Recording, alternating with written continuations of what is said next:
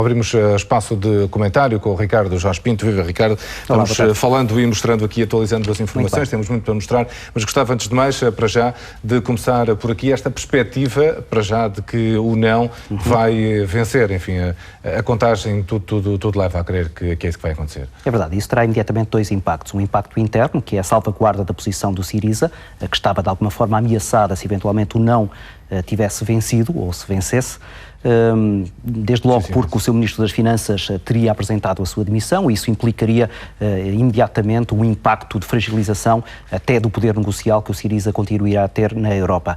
Segundo o impacto esse externo, é agora a necessidade de os parceiros europeus, os credores desde logo, mas também a União Europeia, ter que ter uma resolução para este problema. Sabe que a partir de agora terá um governo grego mais legitimado, certamente com maior ambição de conseguir melhores resultados à mesa das negociações, e a União Europeia, penso eu, não se pode dar ao luxo de, perante esta situação, deixar agora escapar a oportunidade de encontrar uma resolução para este problema, na medida em que, imediatamente, a opinião pública europeia cairia em cima desses negociadores da parte da União Europeia, não percebendo como é que, havendo aqui uma tentativa quase que desesperada dos gregos de encontrar uma solução, se fechariam agora os portões, como, por exemplo, Juncker, há alguns dias, anunciou, quanto a mim, de forma politicamente muito pouco sensata. Seja como for, o Syriza, que já tinha sido eleito para dizer não à austeridade, portanto, acabará por entrar na segunda-feira em Bruxelas, também com essa força reforçada do não à austeridade. Não é? É verdade. Portanto, é uma mensagem, uma dupla mensagem, é do governo e dos próprios gregos. Portanto, reafirmam aquilo que já disseram. Não é? Isso é verdade, mas também há que reconhecer que dificilmente, depois de uma qualquer solução, não se espera encontrar soluções que não sejam também da austeridade. O Syriza, desse ponto de vista, já teve que recuar, já recuou, independentemente agora das leituras que, nomeadamente à esquerda, se possam fazer. A verdade é que o Syriza meteu no saco muitas das promessas eleitorais que já tinha feito. Agora, como tu dizes, e muito bem, vai chegar a uma espécie de segunda ronda das negociações, mais legitimado por aquilo que é o resultado de um referendo, que, na verdade, até do ponto de vista meramente técnico, não sequer seria necessário. De resto, por exemplo, a tal ameaça de demissão de Varoufakis parece-me, do ponto de vista da responsabilidade democrática, uma posição muito frágil. Um político, no momento em que admite um referendo, admite executar esse referendo, independentemente do resultado, porque senão não é o referendo, é uma eleição. Isto é, percebe-se que um partido não queira governar se os eleitores não lhe derem condições, não se percebe que um governo coloque uma determinada situação a referendo e depois, se o referendo não lhe correr bem, salta fora desse mesmo comboio. Mas, considerando agora que Varoufakis, se eventualmente se continuar a ser o Ministro das Finanças, porque hoje, ao longo do dia de hoje, surgiram também já notícias de que Varoufakis, independentemente do resultado, poderá ser substituído já na próxima semana. Mas se Varoufakis ou um outro qualquer Ministro das Finanças for agora para a mesa das negociações, vai certamente mais do que legitimado com uma indicação. A indicação de que ainda há alguns dias as sondagens indicavam que uma parte substancial dos gregos queria aceitar as condições dos credores e que os argumentos apresentados pelo governo os levaram a pensar de outra maneira. E é isso que, de alguma maneira, servirá como bandeira fundamental daquilo que é a posição negocial dos gregos. A pessoa responsável pela empresa que faz a contagem dos votos aponta para uma vitória 61% do não. Portanto, vai mais ou menos à volta dos 60%, aquilo que já tínhamos adiantado aqui. Depois de tudo isto que ouviste, nomeadamente até o grande apelo à responsabilidade. E Passos Coelho, que tinha dito ontem que, enfim, é difícil ajudar quem não quer ser ajudado, hoje mais cauteloso, de alguma forma, não? A dizer que, enfim, é preciso encontrar uma solução para os gregos. Não fala tanto do governo, fala mais das pessoas, não é? É verdade. E essa é a posição, neste momento, mais sensata para qualquer político europeu, desde os Estados até aos organismos comunitários, porque qualquer declaração um pouco mais entusiasmada, como aquela que ouvimos de Martin Schulz, parece-me muito pouco aconselhável. Em primeiro lugar, porque estamos numa situação em que a Grécia está basicamente encostada a um canto. E o sabedoria popular diz-nos que é preciso deixar sempre uma saída para o leão. isto é, não se pode encostar um animal que está ferido, como é o povo grego, e não lhe dar a possibilidade de ele salvar a face. E aqui a União Europeia vai ter que o fazer. E vai ter que o fazer por dois motivos. Em primeiro, por este que eu disse, isto é, seria, do ponto de vista da opinião pública, muito pouco compreensível que perante esta situação desesperada não se tentasse de novo à mesa das negociações encontrar uma solução. Em segundo lugar, porque a Europa não se pode dar de todo ao luxo de perder um membro da União Europeia e alguém que está também dentro da zona euro. António Esteves Martins chamava a atenção para apenas uma das partes dos problemas, que é o risco sistémico de alguns dos bancos, mas há também depois o risco político.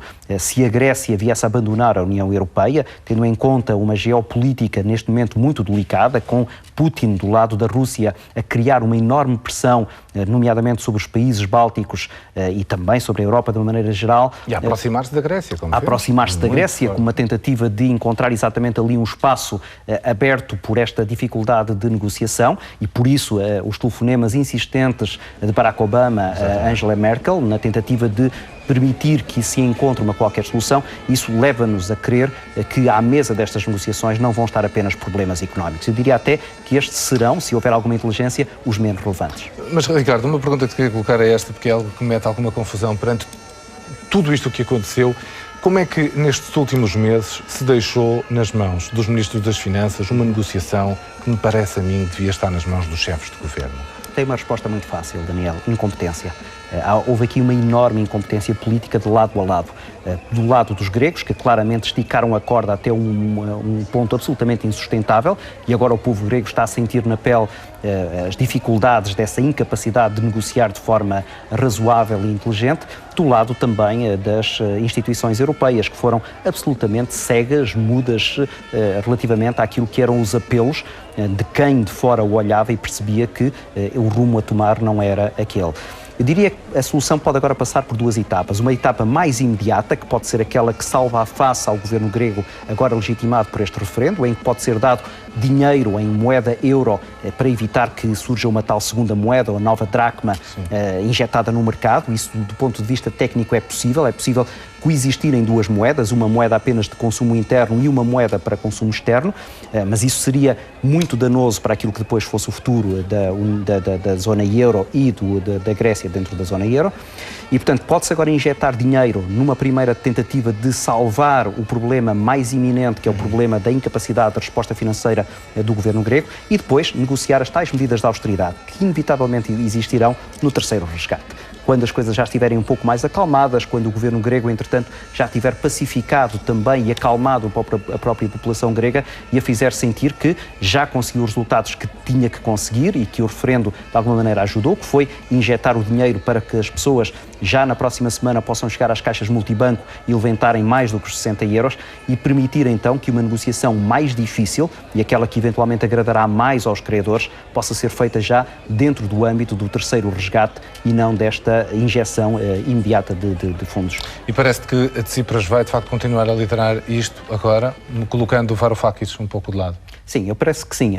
As indicações que havia ao longo do dia e que eu fui lendo diziam que uma das estratégias do governo grego era essa, era com esta legitimidade acrescida, Tsipras seria o interlocutor que levaria a negociação para o patamar mais elevado e de alguma maneira afastava Varoufakis, ou substituindo o mesmo, ou então mantendo um pouco mais afastado daquilo que é uma mesa das negociações, onde, já se percebeu, ao nível dos ministros das Finanças, Varoufakis tem neste momento anticorpos. Ele é muito pouco simpático aos olhos dos seus parceiros, que teriam muita dificuldade em o ver agora chegar, provavelmente, se bem o conhecemos, de cabeça levantada, por causa dos resultados deste referendo, a impor outras condições que eles certamente, até do ponto de vista técnico, não estariam preparados ou legitimados para aceitar. Quem é que pode aceitar outras condições para o tal patamar inicial que eu há pouco propus?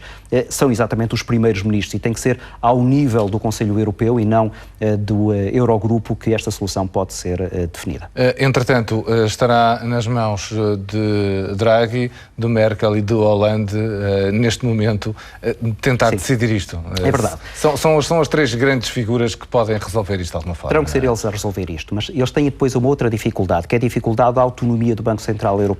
Porque é preciso não esquecer que O próximo dia vital, eu sei que isto é uma sucessão de dias vitais, é o dia 20 de julho. No dia 20 de julho, a Grécia tem que pagar 3,5 mil milhões de euros ao Banco Central Europeu. E aí as regras são muito mais claras do que as regras com o FMI, onde um incumprimento poderia ser mais ou menos aceite. Se a Grécia não pagar 3,5 mil milhões ao Banco Central Europeu, pelas regras, isto é, já não é sequer uma decisão de alguém que aceita ou não aceita, pelas regras instituídas, o Banco Central Europeu deixa de poder ajudar a Grécia e isso colocaria um problema muito grave. Portanto, até o dia 20 de julho, esses políticos que tu agora mencionaste vão ter que encontrar uma solução. E encontrar uma solução sem criar pressões sobre o Banco Central Europeu, porque as regras do Banco Central Europeu também dizem que eles não podem ceder às pressões dos Estados-membros. Não, daí ter que haver ali uma negociação para que a Grécia tenha dinheiro para pagar ao BCE, para o BCE poder continuar a apoiar. Isso ajuda a compreender porque é que dentro da Troika há simultaneamente a Comissão Europeia e o Banco Central Europeu. Não são a mesma coisa. Em alguns aspectos podem até entrar em rota. Muito bem, Ricardo, obrigado por teres vindo. Obrigado. Ficamos com esses últimos números para já. 61% será à volta disso a vitória do não.